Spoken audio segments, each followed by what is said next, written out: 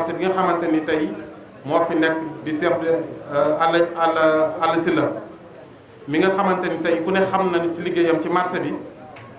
ak ki nga xam moo jiite association bi ak mboolem ñi nga xamante ni tey ñoo nekk si marché bi. jataay bi nag jataay la boo xam bu am solo la ndax président Pape Diop bi nga xamante ni mbir mi xew na fekku ko fi da fekkoon mu génn ma jàpp bis bëgg fee ñëw mu xam ma ni ma moom mooy ñëwal boppam ndax lépp loo xamante ni xew na Touba nekkutoon ci réew mi waaye dana bàyyi itam yëpp ñëw fii bokk ak yéen waxtaan ak yéen wax leen li nga xamante ni mooy xalaatam ak solution yi ma def ba nga xamante ni lii nga xamante moo xew déetu fi xew wala ëllëg bu xewee tamit dana demee ne dudul nii di leen massawu di leen jaajëfal seen gëm yàlla ndax li Serigne Mountakha wax rek jeexal na wax ji mooy li fi nekk Serigne Touba ko fi defoon Serigne Touba jógu fi kon ñu ngi leen di massawu di bokk yéen naqar bi te xam ni marché bi ku ne xam na ni mu demee doy na waar am na loo xamante ne sax mënuñu ko wax waaye nag nit du nekk si naqar daanaka nga nekk di wax leneen en tout cas daal suñu ñëw tey bi mooy ñëw bokk yéen li leen dal massawu leen président Pape Diop yëkkati li nga xamante ni tey moom la leen di jàppalee jox leen ko bokk ak yéen ay xalaat ñu fas yéene defaraat marché bi tegaat ko si yoon ba nga xamante ni tey déet deme nii ndax xale yi fi nekk dañuy jaan seen doole ay millions de personnes ñooy dund si marché bi ndax ku ne xam ne lu ëpp ñaar fukki junni nit buñ fi xëyee kenn ku nekk fa nga jóge bàyyi fi njaboot loo am yóbbuwaat ko foofu yaakaar naa da nga dund ay millions de millions kon taxawaay bi nga xamante ni tey jii ñëpp war na ko si am surtout que njiitu réew bi ak ñi nga xam ñoom la ànd defuñu ko si président Pape Diop ñëw na ak solution boo xamante ne buñ ko waxee yaakaar naa ne marché bi képp koo xamante ni yaa ngi fi da nga gis solution boobu mooy li nga xamante mooy luy baax luy jafal marché bi ñëpp man see am jàmm man see gis seen bopp ba nga xamante ni tey lii fi am dootu fi am loolu rek laay introduire pour que jox président Pape Diop ki nga xam mooy kàddu gi ngir ko ñu mën a wax. asalaamaaleykum mbokku taalibe yi maa ngi nuyu Serigne Mountakha Mbacké suñu yaakaar suñu xalifa maa ngi jaare ci moom di nuyu njabootu Serigne Touba yëpp fàttewuma sama Serigne Cheikh Abdou Khader Mbacké maa ngi nuyu délégué marché bi Alla Sylla ak ñi mu àndal ci liggéey bi yëpp di nuyu waa marché bi yëpp nuyoo bi maa ngi koy def ci sama tur waaye ci turu délégation bi ma àndal ñu ràññee ci le député Cheikh Bara Dolly Mbacké ràññee ci l'honorable également Fatou Kiné Mbaye ràññee ci jigéen ñi Mariama Touré ràññee Serigne Balla Faye ku lim juum ma jaare ci ñoom wax ni délégation bi yaatu na mënuma tudd ñëpp waaye ñi ñëw yëpp gis naa leen te ci seen tur laay nuyoo tey nag dañu ñëw comme ni ko Cheikh Abdou waxee bi mbir bi xewee nekkuma fi Fatou Kiné Mbaye woo na ma ni ko nekkuma fa Cheikh Abdou mi woo ma ni ma dama fay dem ma ni ko toogal xaar ma bu ma ñibbisee dinaa fa ñëw waaye jour boobu ma raté avion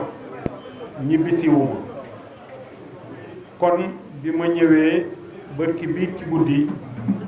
ma woo leen ma ni leen altine bu neexee yàlla dinaa ñëw fii bokk ak yéen naqar bi ak li nga xam ni moo dal ci waa marché bi fii waaye comme ni ko Cheikh Abdou waxee Serigne Touba mi ko fi def jógu fi marché yi nag ci Sénégal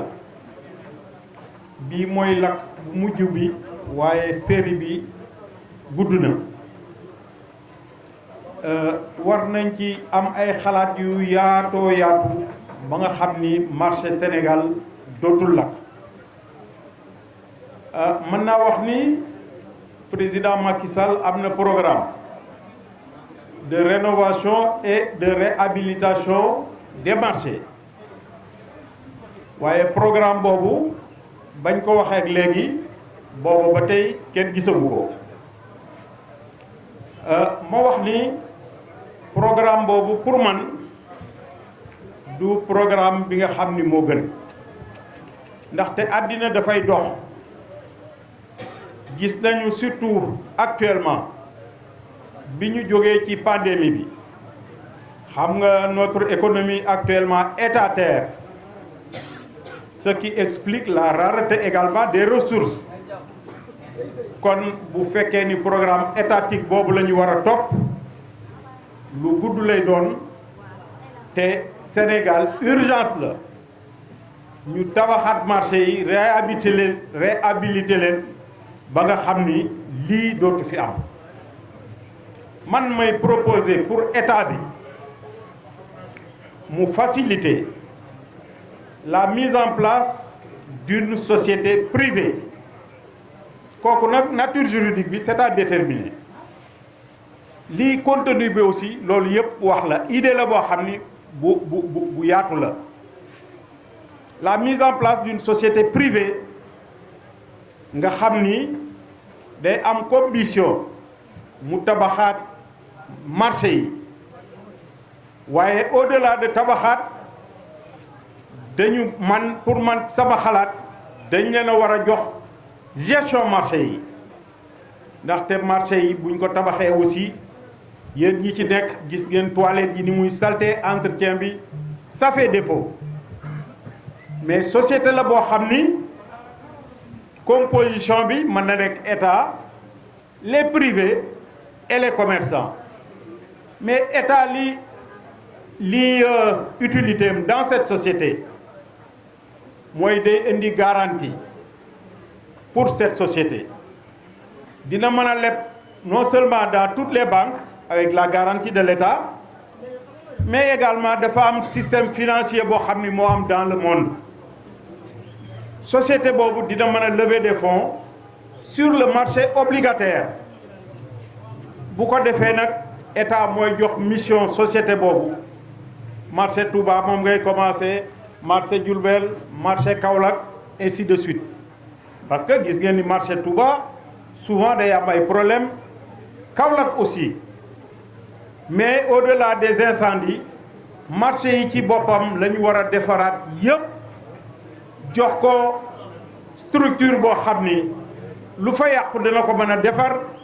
entretien toilette bi sécurité bi ak lépp moom lañ koy confier ndaxte man ci sama gis-gis war nañu fexe ba marché yi ñi di lal ci mbedd yi ñu fexe ba dootul am parce que ñii ñëw ci marché yi di ko fréquenter bu ñu ñëwee du ñu am fu ñu jaar buntu kër yi ñu lal ko ba mu fees loolu également problème la mais c'est parce que ñooñu aussi bëgg nañu liggéey mais kenn joxu leen place yu ñu liggéeyee loolu moo andi loolu mais bu ñu amee société boo xam ni bu dëgër ci xaalis ñu jox ko mission lii ñuy wax marchand ambulant man nañu fexe sax ba wutal leen ay place yoo xam ni fa la ñuy nekk marchand ambulant jeex ci Sénégal ndaxte ñoom itam ku ci am juróom fukki at wala ñeent fukki at dootoo mën a nekk ci mbedd bi di taxawalu il faut ñuy réfléchir mooy li may wax ci yeneen dëkk yi nga xam ni dëkk yu mel ni Kaolack ñi fay dawal moto wala Ziguinchor wala feneen kooku ku ci am 50 ans nooy dawale moto looy defati il faut que Sénégal ñu am ay xalaat pour réew mi jëm kanam li fi am akas néew ñu répartir ko équitablement entre les populations du Sénégal mais bu yëf yi jëmee boor yaakaar naa ni li am ci émigration clandestine du ma ko cautionner jamais mais dafa am explication dafa am source parce que xale bi bu fekkee ni dafa war a tekki war a yor njabootam bu xëyee café bi muy naan sax dañ ko koy may wax dëgg yàlla situation bu difficile la te ñun jeunesse bi ñu am mais dañ ko war a positiver mais waruñu bàyyi leen ci biir kër yi amuñu liggéey ah loolu yaakaar naa ni doy na waar. damay dégg ñuy wax ni agriculture c'est vrai agriculture mën na yóbbu lu bari mais agriculture mënul employer tout le monde il y a des créneaux yoo xam ni il faut que ñu mettre ko en place pour que Sénégalais yi vraiment à partir de maintenant waxuma ñëpp danañ mën a am liggéey de waaye ñi ci ëpp fexe ba am lu ñuy suturloo lu mu tuuti tuuti bu ñu tollee ci liggéey mën a am liggéey.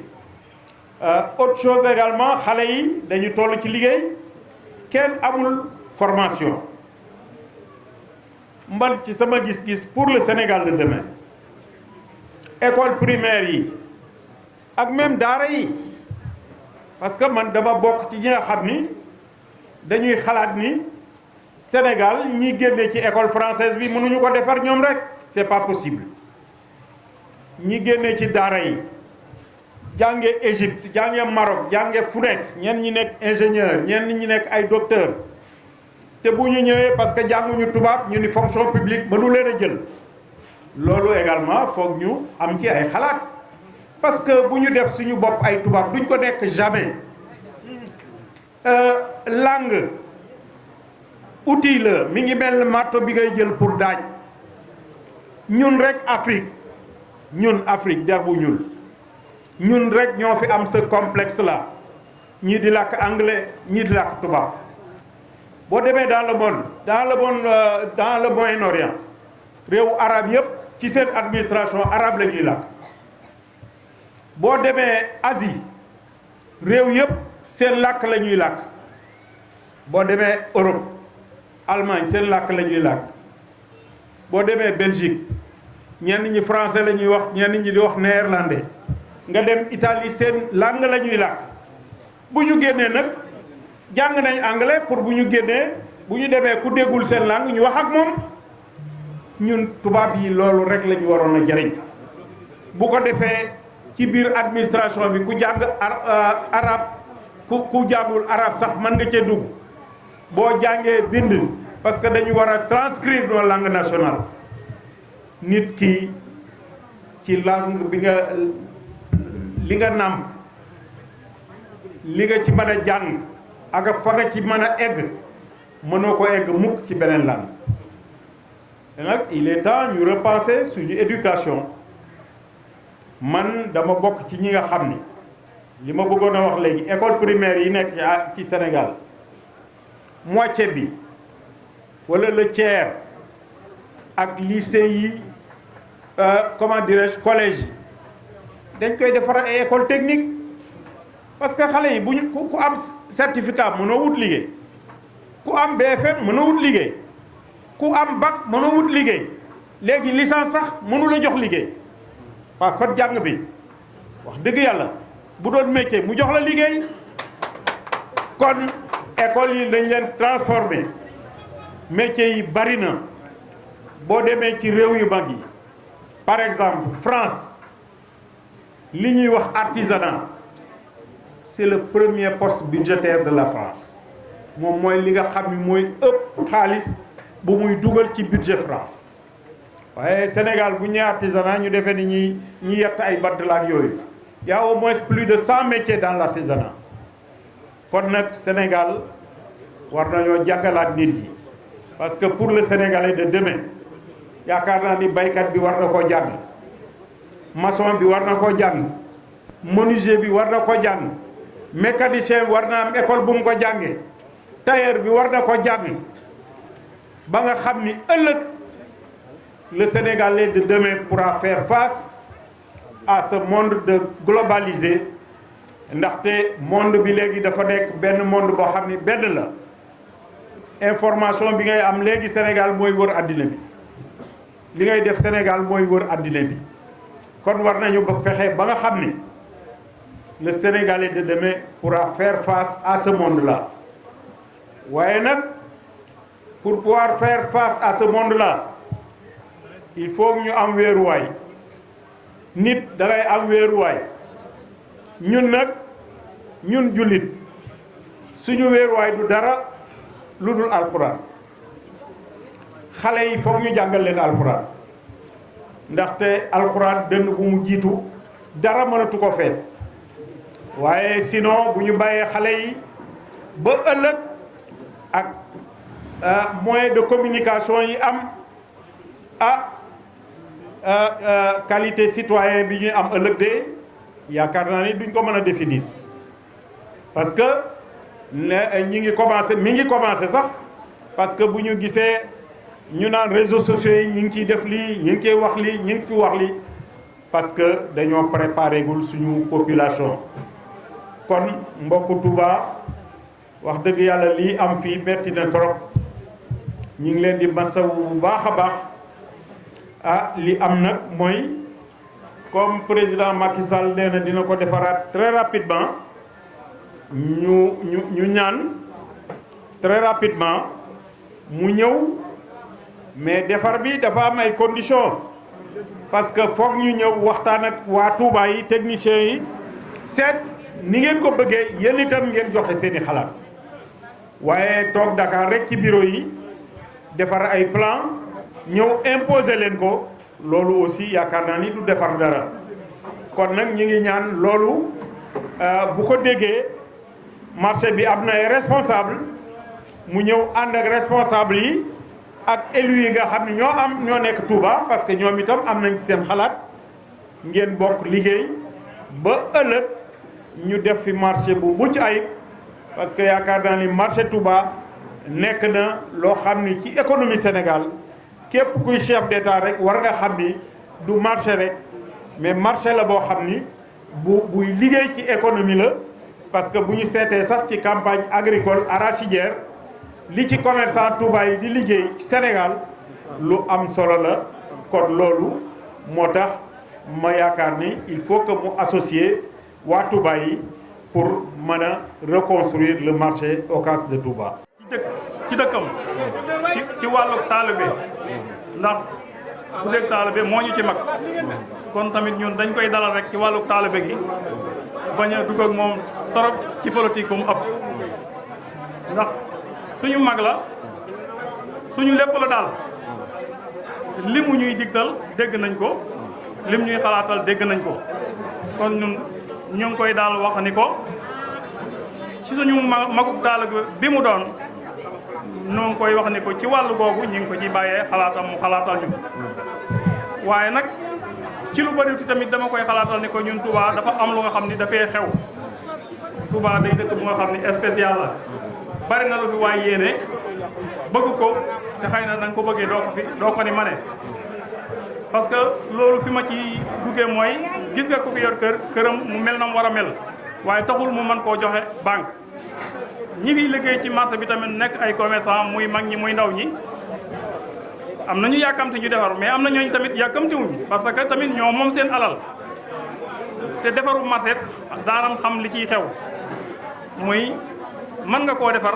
soo ca noppee ña ko moomoon mën naa am du dellu ci seen loxo kon nag ñun dañuy dellu sant yàlla bu baax comme yàlla dogal na marché bi mën nañuy wax marché bi moo am problème mais marché bi dañuy xalaat ni amul problème parce que yàlla defal na lakk-lakk bi agul biir marché yoonu marché moo lakk bi yoonu marché lakkee itam ay kër la kër yu nga xam ni ñi ko moom yaakaar naa yàgg nañ ci dëkk bi am nañ xalaatu bi yëf yi àdduna soppi ko ñu wàññiku defar seen i kër marché ay supermarché ñoom moom seen i kër kon yaakaar naa li lakk du marché bi am nañ nag bëgg-bëgg def ko ni àdduna bi yëpp mel waaye mooy tamit ñi moom marché bi tamit te nekkee yor seen i place yàkkamti wuñu noonu ba mu ëpp ci defar ko ndax comme ni ma ko waxee rek ñu bari dañoo yor seen i kër yor ko waaye taxul tey nii kër yi mën a garanté lu bari ci banque ci wàll geneen gi nga xam ni Macky Sall tamit wax nga ni war naa mën a ñëw taxaw def ko bi mu ñëwee itam yaakaar naa ni am na lu mu jot a tàmbali wax na ni mi ngi ñëw seesi leen waaye am na ñooñ buy ñëwee yor seen i place doon liggéey te mënatuñoo liggéey dafay am yëkkati tuuti somme bu mu leen jox rek ñu def ko ay dépense ba ñu xool ban situation la ñuy taxaw bu ko defee mu ñëw ak ni mu war a ñëwee li ci des nag moom man wax ji jërut guddal timis jot na li ma lay wax daal mooy suñu magum taalibe nga yaa ñu jiitu ci Touba yaa ñu mag ci yoon wi yoon wi xam nga ni muy doxee ci taalibe rek ci taalibe nag ñun la ñu di bëgg di dox asalaamaaleykum wa rahmatullahi maa ngi fàtte nag suñu sëriñ Cheikh Abdou Bara Dolly war naa ko nuyu dalal ko ndax tamit comme ñoo bokk dëkk bi xëy na bokk ci lu ñu yëngu moom it ñi ngi koy jox cër bi ni jox suñu kilifa rek di ko dalal ak jàmm di nuyu nag délégation bi nga àndal yëpp itam waa marché bi daal xamal nañ la ñu ngi sant ñu ngi kontaan ci yow parce que ñëw nga pour bokk ak ñoom naqar bi te li leen dalit dafa metti ba ca kanamu suñu borom kon nag ku ñëw bokkoo ak ñëw rek xamal ne ñu ngi lay bàyyi xel asalaamaaleykum wa rahmatullah